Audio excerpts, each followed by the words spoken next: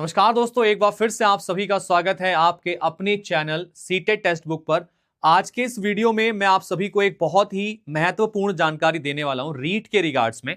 आप में से जितने भी दोस्त ऐसे हैं जो रीट के लिए अप्लाई करना चाहते हैं, कौन कौन रीट के लिए अप्लाई कर सकता है, उसके बारे में बात करते हैं। सबसे पहले एलिजिबिलिटी क्राइटेरिया, क्या अदर स्टेट वाले इसमें मान्य होंगे या NIOS DLED जिसने किया हुआ है क्या वो इस फॉर्म को फिल कर पाएंगे, उनको वैलिड माना जाएगा। तो आइए एक बार देख लेते हैं।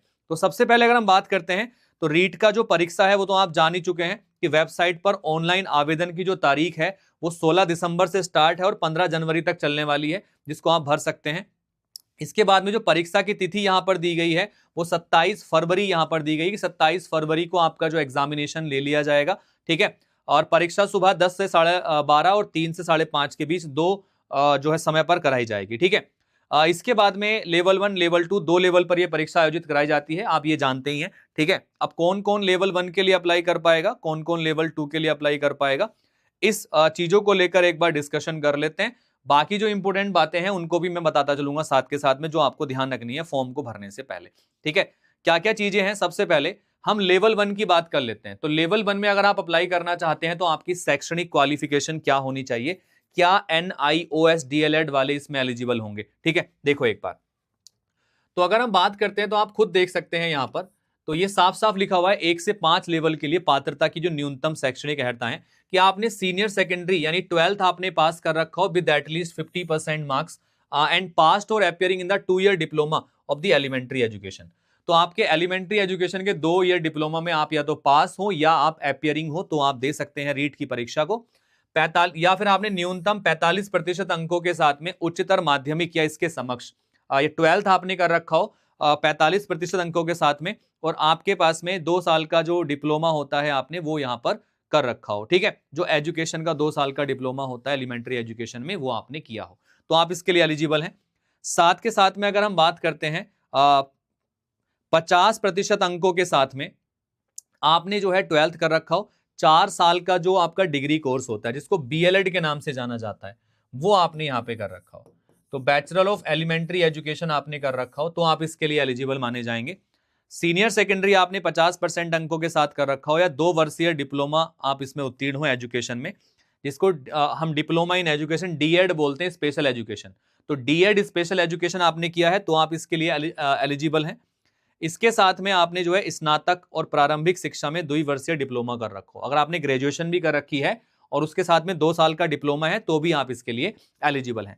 सबसे इंपॉर्टेंट और जरूरी बात NIOS DLED वालों के लिए, अभी आप लोग जानते हैं कि अभी एक केस में स्पष्टीकरण मिला है कि NIOS DLED वाले वैलिड हैं सभी शिक्षक भर्तियों में बैठने के लिए। तो यहां पर इन्होंने मेंशन करके दिया है कि राष्ट्रीय अध्यापक शिक्षा परिषद के पत्रांक दिस के अनुसार राष्ट्रीय मुख्य विद्यालय शिक्षा NIOS नोएडा उत्तर प्रदेश द्वारा सेवारत अप्रशिक्षित अध्यापकों को प्रसिद्ध यानी DLED ODL पाठ्यक्रम में सामान्य DL के समान कंसीडर करने के कारण उक्त योग्यताधारी रीट लेवल 1 की परीक्षा में पात्र होंगे। ठीक है, तो ये एक बड़ा जो है इंफॉर्मेशन है कि NIOS DLED वाले जो है इसमें वैलिड होंगे, वो रीट की परीक्षा को दे सकते हैं लेवल 1 वाली को, ये ध्यान रखेंगे आप। तो मैं ब्रीफ में थोड़ा सा आपको एक्सप्लेन कर देता हूं। तो यहां पे आपने जो है 12th पास कर रखा हो, 12th के साथ साथ आपने जो है 2 वर्षीय एलिमेंट्री एजुकेशन का डिप्लोमा DLED आपने कर रखा हो तो आप इसके लिए एलिजिबल हैं।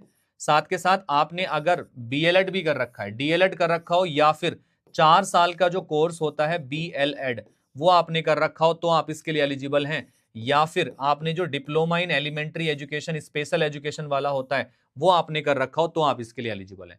लेकिन आपको ध्यान रखना है कि 12th में 50% अंक होने चाहिए आपके पास में, ये जरूरी है इसके अंदर। ठीक है, तो ये लेवल 1 के लिए एजुकेशनल क्वालिफिकेशन आपकी है। साथ में यहां पर NIOS DLED आपने अगर किया हुआ है तो भी आप इसके लिए एलिजिबल हैं, इस परीक्षा में आप बैठ सकते हैं। ठीक है, इसके अलावा बाकी चीजों पर फोकस करते हैं। जो सेकंड लेवल वाला है उसके लिए क्या क्या एलिजिबिलिटी क्राइटेरिया है इसको देख लेते हैं। सेकंड लेवल के लिए इसमें साफ साफ दिया गया है कि आपने जो है ग्रेजुएशन कर रखा हो और प्रारंभिक शिक्षा में 2 वर्षीय डिप्लोमा, चाहे वो जिस नाम से जाना जाता हो, आपने किया हो। यानी कि 12th आपने कर रखा हो, 12th के साथ साथ आपने जो है DLED जो होता है 2 साल का एलिमेंट्री एजुकेशन का डिप्लोमा वो आपने कर रखा हो तो आप इसमें बैठ सकते हैं। न्यूनतम 50% अंकों के साथ आपने स्नातक या स्नातकोत्तर एवं बीएड उत्तीर्ण या बीएड कोर्स में अध्ययनरत अगर आप हैं तो इसके लिए आप परीक्षा में बैठ सकते हैं। कि आपने ग्रेजुएशन कर रखी है 50% अंकों के साथ और आपने बीएड जो है वो कर रखा है या अपियरिंग है तो आप उसमें बैठ सकते हैं।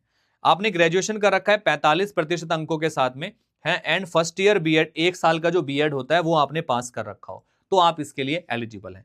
ठीक है, इसके अलावा और देख लेते हैं नीचे, 50% अंकों के साथ में आपने जो है ग्रेजुएशन कर रखा हो, ठीक है, और उसके साथ में 4 साल का जो डिग्री कोर्स होता है बीएलएड वो आपने पास कर रखा हो। ठीक है, इसके अलावा आपने जो है 4 साल के जो इंटीग्रेटेड कोर्स होते हैं बीएससी एजुकेशन, बीए एजुकेशन, इन सभी को आपने अगर क्वालिफाई किया है किसी एक कोर्स को तो आप इसके लिए एलिजिबल हैं। आपने बीएड अगर स्पेशल एजुकेशन में किया है तो भी आप इसके लिए परीक्षा में बैठ सकते हैं, आप इसके लिए एलिजिबल यहां पर माने जाएंगे। तो मैं इसका शॉर्ट में आपको बता देता हूं कि आपने जो है ग्रेजुएशन कर रखा हो, ठीक है, ग्रेजुएशन आपने कर रखा हो, ग्रेजुएशन कैसा होना चाहिए, 50% अंकों के साथ ग्रेजुएशन होना चाहिए। आपने डीएलएड किया हो, 2 साल का एलिमेंट्री एजुकेशन में डिप्लोमा, अपियरिंग वाले भी इसको भर सकते हैं, मैं लिख देता हूं। तो अगर आप अपियरिंग में हैं तो भी आप इसके लिए बैठ सकते हैं परीक्षा में। आपने जो है बीएलएड 4 साल का एलिमेंट्री एजुकेशन का कोर्स आपने किया है ये डिग्री वाला, या फिर आपने बीएड कर रखा है तो आप इसके लिए एलिजिबल हैं, या फिर आपका बीएससी एजुकेशन जो होता है वो आपने कर रखा हो, बीए एजुकेशन होता है वो आपने कर रखा हो, या इसमें अपियरिंग हो तो आप इसके लिए परीक्षा में बैठ सकते हैं। तो ये आपका एजुकेशनल क्वालिफिकेशन है आपके रीट की परीक्षा के लिए, आप इसको ध्यान रखेंगे। जिनको भी डाउट है वो देख लेंगे। और एक बड़ी चीज यहां पर ये है कि NIOS DLED वालों को मौका दिया जा रहा है इस बार, तो ये एक बड़ी खबर है, NIOS DLED वाले इस परीक्षा में बैठ सकते हैं। ठीक है, चलिएगा, तो आज के इस वीडियो में इतना ही। अगर आपका रीट की परीक्षा के रिगार्ड्स में कोई भी डाउट है तो आप इस वीडियो के कमेंट में जाकर मुझे बता सकते हैं। रीट के लिए अगर आप कोर्स ज्वाइन करना चाहते हैं तो आप हमारे साथ जुड़ सकते हैं। उसके लिए आपको करना क्या है, आपको सर्च करना पड़ेगा टेक्स्ट बुक। जैसे ही आप टेक्स्ट बुक सर्च करेंगे तो आपके सामने ये पूरा खुल जाएगा। यहां से आप जाते हैं टेक्स्ट बुक की ऐप पर, आपको ऐप डाउनलोड करने के लिए मिलेगी। ऐप को जब आप डाउनलोड कर लेंगे तो डाउनलोड करके आपके डिफरेंट एग्जामिनेशन मिलेंगे। अगर आप टीचिंग एग्जामिनेशंस पर जाते हैं तो टीचिंग एग्जाम पे अगर आप जाते हैं, इसमें और भी चीजें हमारे पास में आती हैं, तो टीचिंग एग्जाम पे अगर आप जाते हैं तो आपको टीचिंग से रिलेटेड जितने भी एग्जामिनेशन है वो यहाँ पे दिख जाते हैं। देखो रीट का एग्जाम ये है तो रीट का एग्जाम यहाँ पे आपको दिख जाएगा।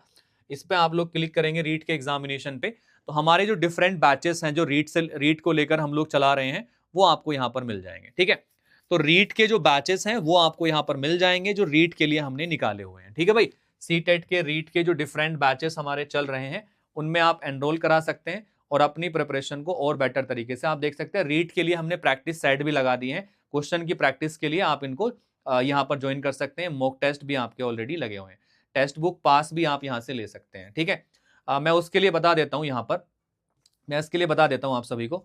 तो इसके लिए आपको करना क्या होगा, देखो आपका पूरा नोटिफिकेशन भी हम लोगों ने शेयर किया था। आप अगर कोर्सेज वगैरह लेना चाहते हैं तो उसके लिए आप ज्वाइन कर सकते हैं। तो आपको मैं बता देता हूं कि आप इसके लिए जब कोर्स वगैरह लेने जाएंगे आपको मैक्सिमम डिस्काउंट की नीड होगी कोर्स को परचेज करते समय। तो आप लोग जो कोड है वो यूज कर सकते हैं, आपको वीडियो में दिख भी रहा होगा कमल, तो आप ये कमल कोड यूज करेंगे तो आपको मैक्सिमम डिस्काउंट मिल जाएगा और आप अपने कोर्स को परचेज कर पाएंगे मैक्सिमम डिस्काउंट के साथ में। तो ये काफी हेल्पफुल आपके लिए रहेगा। तो उम्मीद है आपको जो डाउट्स था वो क्लियर हुआ होगा। और भी कोई डाउट अगर आपका है तो आप जो है मेरे साथ इस वीडियो में कमेंट में आंसर बता सकते हैं मुझे, या कमेंट में मुझे बता सकते हैं कि भाई किस तरीके से आपको प्रॉब्लम आ रही है, मैं उसका वीडियो बना के डाल दूंगा। So all the best, stay connected with textbook. Thank you, bye bye and take care.